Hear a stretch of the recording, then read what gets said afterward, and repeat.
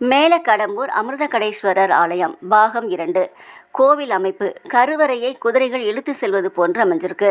தமிழகத்தில் சிவன் கோவில்களை 9 வகையாக கட்டியிருக்காங்க. அதில் கரக்கோவில் வகையை சேர்ந்தது இது. தமிழ்நாட்டில் இந்த கோவில் மட்டுமே, அதாவது ஒரே ஒரு கோவில் தான் கரக்கோவில் வகையை சேர்ந்தது. ஆலயத்தின் ஈசான மூலையில் அம்மன் சன்னதி இருந்தது. தேவகோட்டை செட்டியார்கள் திருப்பணி செய்த போது கோவிலின் உட்பிரகாரத்தில் தெற்கு நோக்கி அம்மன் சன்னதியை அமைச்சிருக்காங்க.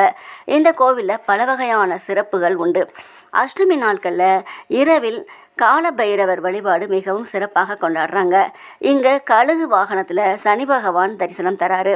கற்சிலையாக காட்சி தரும் நடராஜரும் சிவகாமி அன்னையும் சிலை. அறிவாற்றல் என்னும் ஜோதி வடிவாக இருக்கும் ஜோதி மின்னம்மை சன்னதியும் சிறப்புடையது. கடம்பவனம் தலமாக இருப்பதால் சதய நட்சத்திரக்காரங்க வழிபாடு செய்ய வேண்டிய முக்கிய ஸ்தலமாக இருக்குது.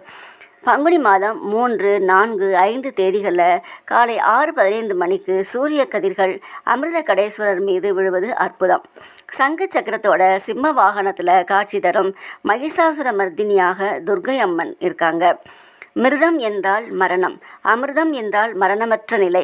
அதனால்தான் அமிர்தகடேஸ்வரரை வணங்கினால் மரணமற்ற வாழ்க்கையை தருவார் என்பதனால் இங்கே வந்து பக்தர்கள் சஷ்டியப்த பூர்த்தி சதாபிஷேகமும் செஞ்சுக்கிறாங்க. கங்கைக்கு சமமான புண்ணிய தீர்த்தம் சக்தி தீர்த்தம். அதனால் இங்கு அஸ்தியை கரைத்தால் புண்ணியம் பெறலாம். யமன், சித்ரகுப்தர், பிரம்மாவும் சிவலிங்கத்தை வழிபாடு செஞ்சுருக்காங்க. அனுமன், கருடனும் விஷ்ணுவும் கூட வழிபாடு செஞ்சுருக்காரு.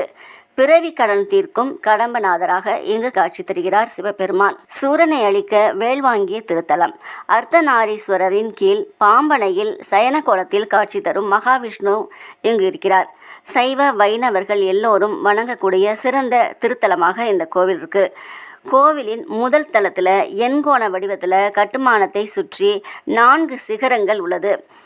நடு சிகரத்தில் விமான பாகத்தில் அஷ்டதிக்கு பாலகர்கள் வீற்றிருக்கிறார்கள். அன்னை ஜோதி மின்னம்மை சரஸ்வதியாகவும் லக்ஷ்மியாகவும் துர்க்கையாகவும் காட்சி தருவது ஒவ்வொரு நாளுமே நடைபெறுகிறது.